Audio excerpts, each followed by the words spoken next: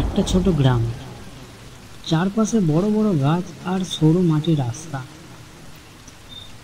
সেদিন রাতে খুব জোরে বৃষ্টি হচ্ছিল, বিদ্যুৎ চমকাচ্ছিল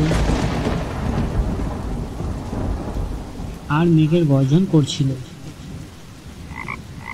যেন আকাশের মধ্যে কেউ যুদ্ধ করছে।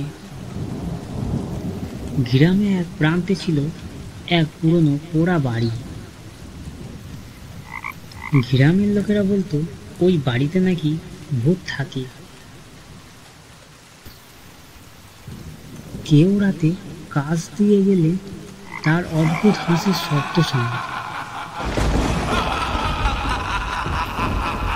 সেদিন রাতে কুশল নামে এক সাহসী ছেলে ঠিক করলো সত্যি কিনা দেখতে যাবে।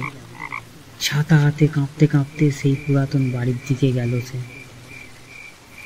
হঠাৎ একদম নিঃশব্দ, তার মধ্যে একটা ঠান্ডা বাতাস এসে কুশলের গা শিউড়ে দিল।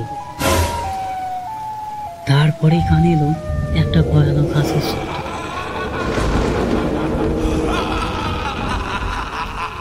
আমি চারপাশ তাকালাম। ঝাপসা বৃষ্টির মধ্যে একটা সাদা ছায়া দেখতে পেলাম। ছায়াটা ধীরে ধীরে আমার দিকে এগিয়ে আসতে গেল। আমি দৌড়ে পালাবার চেষ্টা করলাম, কিন্তু পা যেন মাটি থেকে উঠছিল না। সে ছায়া কাছে এসে ফিসফিস করে বলল, তুমি কি আমার সাথে খেলতে চাও? আমি ভয়ে চিৎকার করে অজ্ঞান হয়ে পড়লাম।